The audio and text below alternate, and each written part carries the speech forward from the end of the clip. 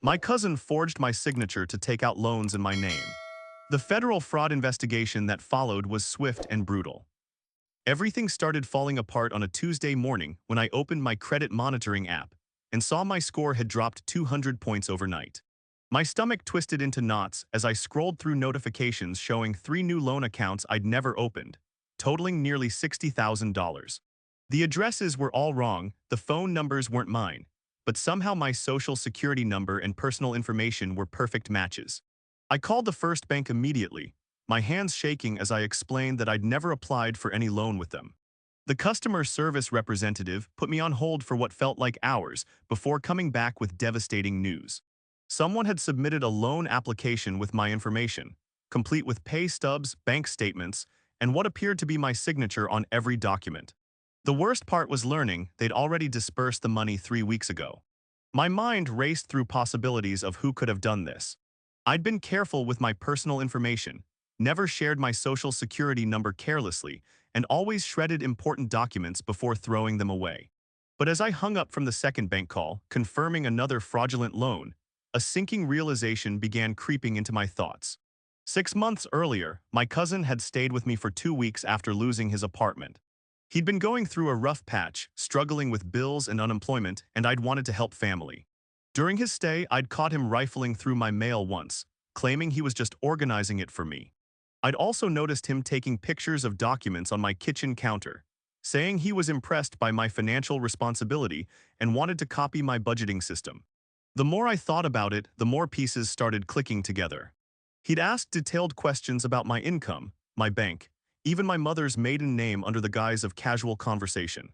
I'd been so focused on being a supportive family member that I'd missed all the red flags. The betrayal cut deeper than any financial loss could. I spent the next 3 days calling banks, credit agencies, and filing police reports. Each conversation felt like reliving the violation over and over again.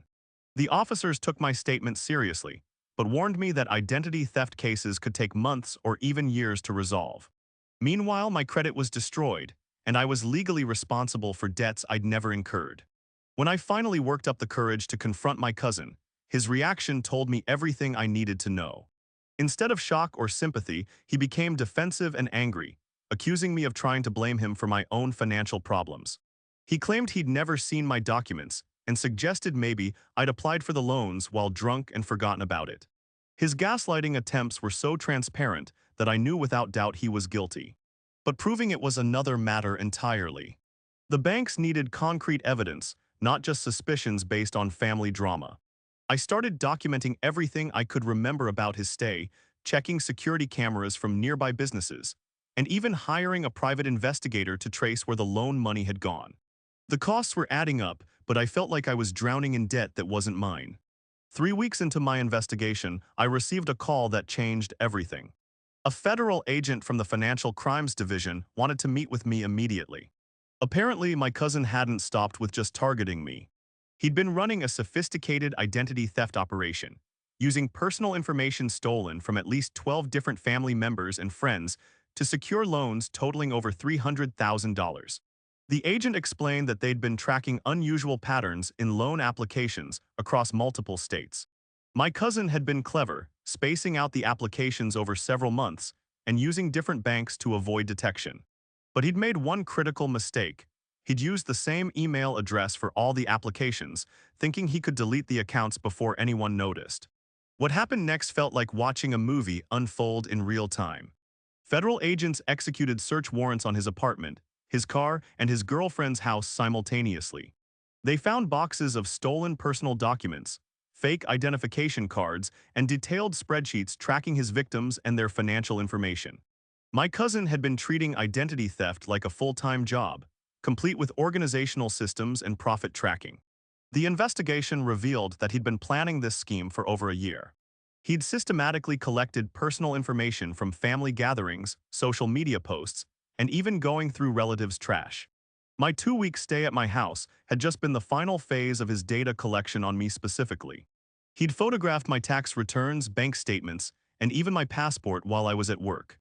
But the most shocking revelation came when agents discovered he'd been selling unused personal information to other criminals online. Family members who hadn't been targeted yet were still at risk, because their data was being traded on dark web marketplaces. The scope of his betrayal extended far beyond just financial fraud. He'd put our entire extended family in danger. The arrest happened on a Friday afternoon while he was at his girlfriend's house, probably planning his next moves. Federal agents don't mess around with financial crimes, and they came prepared with everything they needed. His girlfriend later told me she'd had no idea about his criminal activities, though she admitted he'd been spending money freely without explaining where it came from. Within hours of his arrest, my phone started ringing with calls from other family members who'd received visits from federal agents. Cousins, uncles, even family friends were discovering they'd been victimized in ways they never realized. Some had noticed small charges on their credit cards that they dismissed as mistakes. Others had received calls from debt collectors about accounts they'd never opened. The federal prosecutor assigned to the case was ruthless in pursuing maximum penalties. They explained that identity theft across state lines automatically made it a federal crime, carrying much harsher sentences than local fraud charges. My cousin was looking at potentially 15 years in federal prison, plus restitution payments that would probably take him decades to complete. What surprised me most was how quickly everything moved once the federal investigation began. Within 2 months, I had documentation from the FBI clearing me of responsibility for all the fraudulent loans. Banks that had been giving me the runaround suddenly became cooperative, immediately removing the accounts from my credit report and stopping all collection efforts. The restitution process was equally swift. Federal agents had traced exactly where every dollar had gone, and they'd already begun seizing my cousin's assets. His car, his electronics, even his girlfriend's jewelry that had been purchased with stolen money. Everything was being liquidated to pay back victims. I received my first restitution check before he'd even been sentenced. During the sentencing hearing, I chose to read a victim impact statement. Standing in that federal courtroom, looking at my cousin in his orange jumpsuit, I felt a mixture of sadness and relief. I talked about how his actions had destroyed not just my credit, but my sense of security and trust in family relationships. The judge listened intently, taking notes as I described the emotional toll of feeling violated by someone I'd tried to help. My cousin never looked at me during my statement. He sat there with his head down, occasionally whispering to his public defender. When it was his turn to speak, he gave a brief apology that felt rehearsed and hollow. He claimed he'd been desperate and made poor decisions, but he never acknowledged the planning and premeditation that had gone into his crimes. The judge sentenced him to 8 years in federal prison, followed by 3 years of supervised release. She emphasized that his crimes weren't just about money, they were about violating the trust of people who'd tried to help him. The sentence was on the higher end of what the prosecutor had requested, reflecting the judge's view that family-based fraud deserved enhanced punishment. But the legal resolution was just the beginning of rebuilding my life. Even though my credit was officially cleared, I still felt paranoid about every financial transaction. I'd check my credit report obsessively, sometimes multiple times per day. I installed security systems, changed all my passwords, and even considered changing my social security number through the witness protection program. The family dynamics were arguably harder to repair than the financial damage. Some relatives blamed me for being too trusting, suggesting I should have known better than to let him stay in my house. Others defended him, claiming he'd been driven to desperate measures by his financial struggles. Family gatherings became uncomfortable affairs where everyone seemed to be taking sides. My parents were devastated by the whole situation.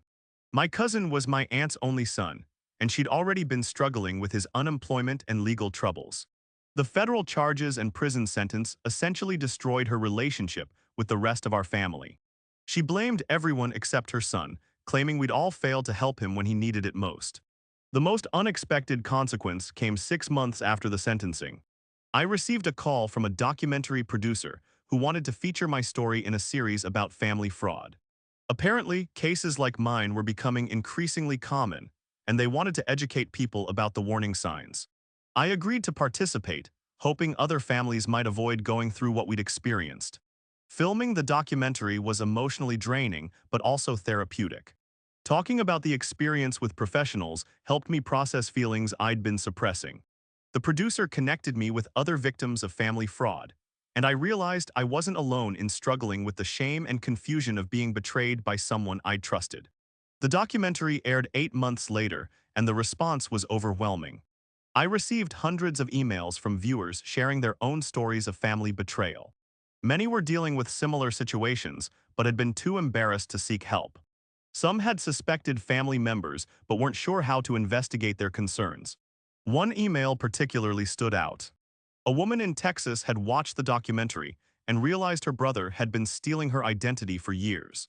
She'd been blaming herself for poor financial decisions, not realizing someone else had been making them in her name. With my encouragement, she contacted federal authorities and discovered fraud totaling over $80,000. The experience taught me that financial crimes within families are far more common than anyone wants to admit. People are often reluctant to report relatives to authorities, giving criminals time to cause more damage. The shame and embarrassment of being victimized by family creates a perfect environment for these crimes to flourish. 2 years after my cousin's sentencing, I finally felt like I'd regained control of my life. My credit score was actually higher than it had been before the fraud, thanks to the documented proof of my innocence. I'd learned to be more cautious with personal information while not becoming paranoid about every interaction. The restitution payments continued arriving quarterly, though they were smaller amounts as my cousin obviously couldn't earn much in federal prison. I decided to donate most of the money to organizations that help identity theft victims, feeling like it was a way to turn something negative into positive change. My cousin sent me a letter during his 3rd year in prison, attempting to apologize and explain his actions. He claimed he'd been addicted to gambling and had gotten in over his head with dangerous people. According to his letter, he'd convinced himself that borrowing my identity was temporary, and he'd planned to pay everything back before I noticed. I never responded to his letter. Some wounds don't heal with simple apologies, especially when the betrayal was so calculated and extensive. He'd had multiple opportunities to stop his criminal behavior, but instead he'd chosen to expand his operation and put more family members at risk. His explanations felt like attempts to minimize his responsibility rather than genuine remorse. The federal agent who'd worked my case kept in touch, occasionally updating me on similar investigations. She mentioned that family-based identity theft was becoming one of the fastest-growing financial crimes in the country. Social media made it easier for criminals to collect personal information, and many people were too trusting with family members who asked financial questions. 3 years after everything started, I was contacted by a law school professor who wanted to use my case as an example in her financial crimes class. She was particularly interested in how federal investigations differed from local police work, and how victims could protect themselves during the legal process. I agreed to speak to her students, hoping to educate future lawyers about the emotional impact of these crimes. Speaking to the law students reminded me how much I'd learned about the legal system. Before this experience, I'd never dealt with federal agents, prosecutors, or restitution processes. I'd gained knowledge I'd never wanted, but it had made me a more informed and cautious person. The private investigator I'd hired during the early stages of my investigation had become a friend and mentor. He'd helped me understand how criminals think and operate, which had been invaluable for protecting myself going forward. He'd also connected me with other professionals who specialized in helping fraud victims rebuild their lives. Looking back, I realized that my cousin's betrayal had changed me in ways that went beyond financial awareness. I'd become more skeptical of people's motives, more protective of my personal information, and more careful about who I trusted with access to my private space. These weren't necessarily negative changes, but they represented a loss of innocence about family relationships. The experience had also shown me the importance of having strong support systems outside of family. Friends, coworkers, and even strangers had been more helpful and supportive than some of my relatives. I'd learned that family loyalty shouldn't override personal safety and financial security. 4 years later, I still check my credit report regularly, but it no longer feels compulsive.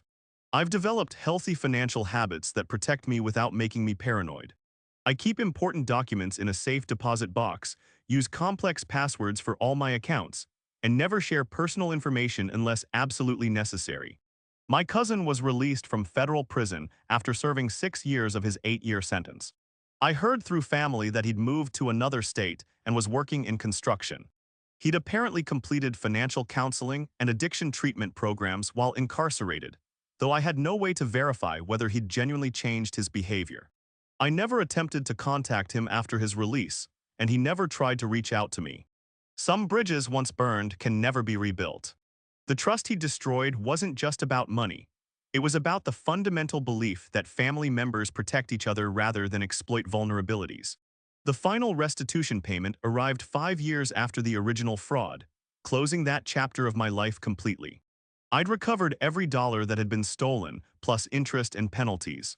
The federal system had worked exactly as designed, ensuring that victims were made whole while criminals faced serious consequences for their actions. Today, I occasionally share my story with others who are dealing with similar situations. The shame and isolation that victims feel is real, but it's important to remember that the criminal behavior belongs entirely to the perpetrator.